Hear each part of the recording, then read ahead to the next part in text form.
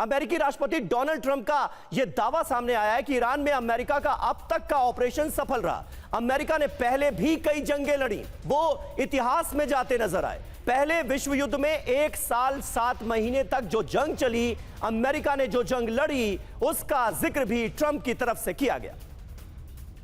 US का अब तक का सबसे सफल ऑपरेशन, डोनाल्ड ट्रंप को आप सुन रहे थे। बड़ी खबर मुस्तबा पर ईरान का बड़ा बयान। मुस्तबा, बिल्कुल ठीक है, ईरानी विदेश मंत्रालय की तरफ से कहा गया जंगी रणनीति। UEM जयपुर एक आदर्श लक्ष्य है। भावी छात्रों के लिए अच्छी नौकरी, भविष्य के लिए तैयार कौशल के साथ अच्छी शिक्षा।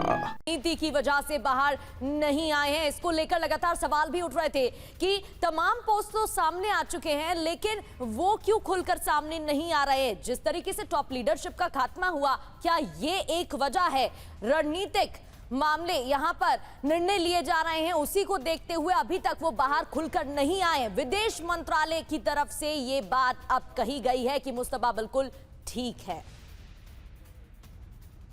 तो ईरान युद्ध लंबा चलेगा, क्योंकि ट्रंप ने कहा है युद्ध कितने साल अमेरिका लड़ सकता है। बयान दिए गए हैं, वर्ल्ड वॉर 1 और 2 से कंपैरिजन तक ट्रंप ने किया है। 1 साल 7 महीने वर्ल्ड वॉर 1 चला, 2 की बात 3 साल 8 महीने, कोरियन वॉर 3 साल 1 महीने, वियतनाम का जिक्र किया 19 साल 5 महीने, इराक युद्ध आपको याद होगा 8 साल 8 महीने, और अफगानिस्तान युद्ध जिसकी लगातार हम चर्चा कर रहे थे, वहां पर क्या हुआ 19 साल 10 महीने। संदेश क्या देना चाह रहे थे डोनाल्ड ट्रंप? पहले अमेरिकी युद्ध कई वर्षों तक चले हैं, एक डोमेस्टिक मैसेज देने की भी कोशिश थी क्या? ईरान युद्ध में अभी 1 महीने ही हुए हैं, ईरान युद्ध भी लंबा चल सकता है, अमेरिकी जनता को तैयार कर रहे थे क्या? ये तमाम सवाल अब खड़े हो रहे हैं जिस तरीके से बयान दिए गए। Major general SB Asthana sir, अमेरिकी राष्ट्रपति की तरफ से तो साफ कह दिया गया जंग लंबी चलेगी, लेकिन आगे रणनीति क्या होगी ये स्पष्ट अभी तक नहीं किया गया है, ना इजराइल की तरफ से ना अमेरिका की तरफ से। तो ऐसा क्या होगा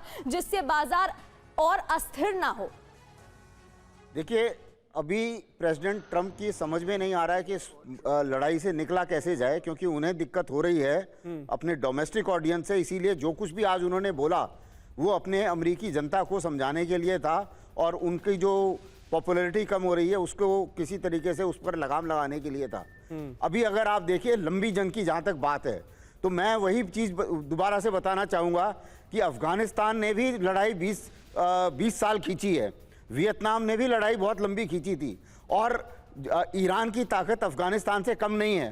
तो अगर जहाँ तक लंबी खींचने की बात है, तो मुझे नहीं लगता कि ईरान भी बहुत जल्दी हार मान जाएगा, पहली बात। दूसरी चीज़, जहाँ जो आपने सवाल पूछा, देखिए इनके जो एम थे लड़ाई के, वो तो बीच बीच में अभी कम होते जा रहे हैं। सबसे पहले उन्होंने बोला था अनकंडीशनल सरेंडर, याद होगा शायद हमारे जो को पैनलिस्ट हैं विभूति साहब को भी, ये अनकंडीशनल सरेंडर से अभी आ गए हैं कि नहीं नहीं नहीं मैंने सब कुछ कर लिया, Iran is on the knees. दूसरी चीज़ थी कि जो डिग्रेडेशन हुआ है, यानी कि कमज़ोर पड़ा है ईरान का जो ताकत, सैनिक ताकत है, वो अचीव हुआ है। ये टैक्टिकल टारगेट अचीवमेंट है जो अमेरिकी सेना ने कर पाए हैं, उसमें कोई शक नहीं है। ईरान की काफ़ी क्षति पहुंची है, उनकी जो न्यूक्लियर संस्थान है, मिसाइल कैपेबिलिटी है, बाकी जो सैन्य कैपेबिलिटीज़ हैं वो कम हुई है, इसमें कोई डाउट नहीं है। लेकिन पॉलिटिकल एम जो है वो अचीव नहीं हुआ। और दूसरी चीज़ ये है कि ईरान की ताकत अभी भी बाकी है कि एसिमेट्रिक वॉर चलाने की, और एसिमेट्रिक वॉर वो काफ़ी लंबी तक खींच सकता है। तो ये जहाँ तक उनके एम का सवाल है।